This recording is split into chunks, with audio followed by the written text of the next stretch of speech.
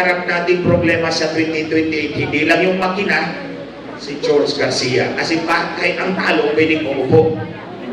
At pinapaupo yung talo. Si Duterte Party List, di ba?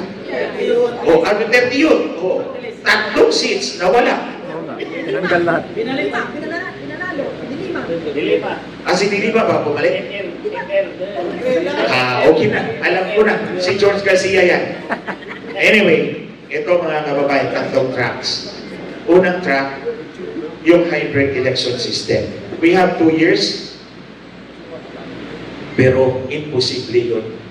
Palagi nating sinasabi na dapat hybrid election system ang gagawin natin, election system.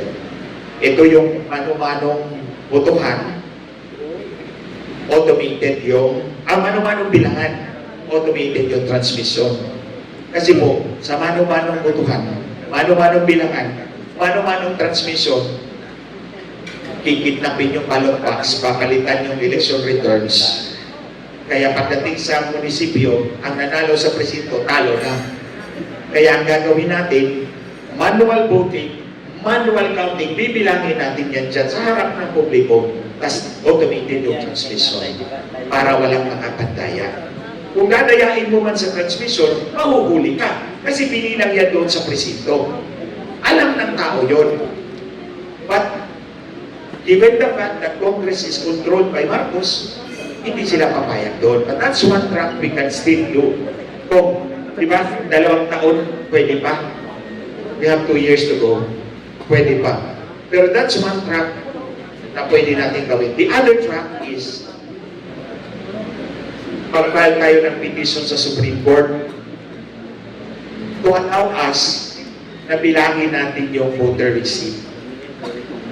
Para ma-verify natin na yung resulta sa makina tugma doon sa voter receipt natin. Meron niyang kaso dito sa House of Representatives dati. Patunay mo talaga yan na totoo yung daya ni Sparmatic at ni Comelec. Si Congressman Villapuerte, namatay na po siya. Nabuksan yung kanya mga balota dito sa House of Representatives. Sa 100 presinto, pinawasan siya ng 17,000 votes. Ang kalaban, si Bordado, speechwriter ni Jesse Robredo, tao ni Leni Robredo, dinagdagan ng 8,000 boto. And the documents are certified raw copy. Pinilang isa-isa yung balota, ginawa ng election revision report, sinertified raw copy ng House of Representatives. Umabot sa Supreme Court, pero hindi pinakita ng abogado yung mga resulta mula sa HRET. Kaya sabi ng Supreme Court, wala kaming pagbabasihan. This time, kung mag-file kayo ng petition, yun ang ipapakita natin sa Supreme Court. Hindi tama ang bilang ng makina doon sa balota. The only recourse for the public is bilangin natin yung balota, yung voter receipt para hindi tayo madihado, hindi tayo madaya. That's the second track. But the third track is, tulad ng sinabi ko kanina, ang daya hindi pwedeng whole numbers. It has to be a certain percentage. So anong response natin doon? Vote surge.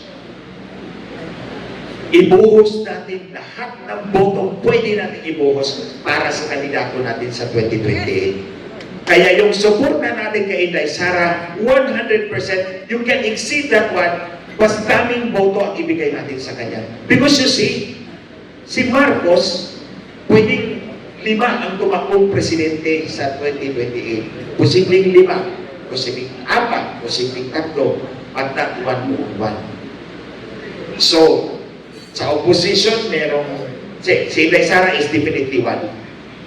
Pwedeng may 3 kandidato for president.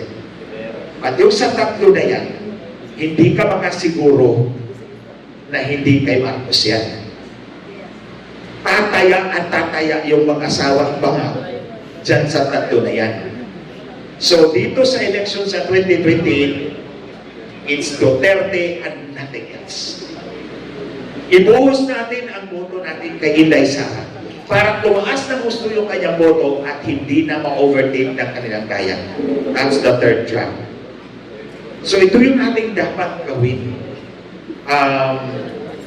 Tulad na ng sinabi ko, yung hybrid election system, malabo yun. Kasi nga kontrolado nila yung House of Representatives. Dito sa petition sa Supreme Court, pwede pa. I will craft with patulong ako ito kay Meralles. Kami ni Atty. Vic, we will craft a petition. Kailangan nating suportahan yun. Bilangin natin ang ating voter receipt para ma-verify natin yung makina. Tandaan ninyo, lahat ng automated machines, susunod lang yan kung ano yung instruction sa kanila.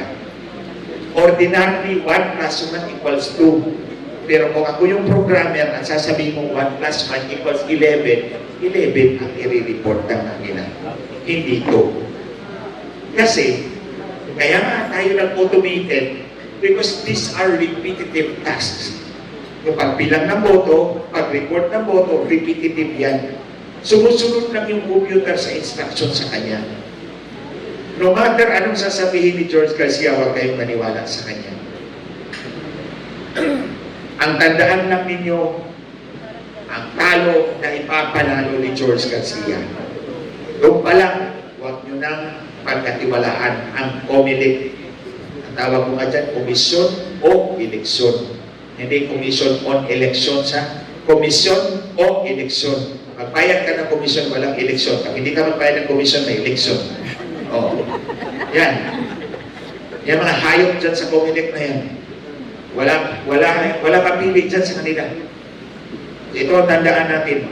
Gagawin natin to because our future is at stake. Alam ni Marcos na kapag si Inday ang manalong presidente, makukulong sila. Diba? Kasi pinakulong nila ang tatay ni Inday eh. So ngayon, I really want Marcos to be in prison. Kasi alam ko kung gaano kalawak yung kanilang pandaraya at pagdakaw sa kaban ng bayan. Tulad nga ng sinabi ni Kong Sid kanina, actually, talo na tayo ng Vietnam. Dati ang Vietnam, ano ba yan? Noong 1970s, di ba sila pumupunta dito sa atin as refugees? Oh, ngayon, ang layo na nila kaysa sa atin. Yung GDP per capita nila is mas mataas kaysa GDP per capita ng Pilipinas. In short, the average Vietnamese is richer than the average Filipino. So, hindi malayo na baka ma-overtake na naman tayo ng Cambodia or Burma. Myanmar pala.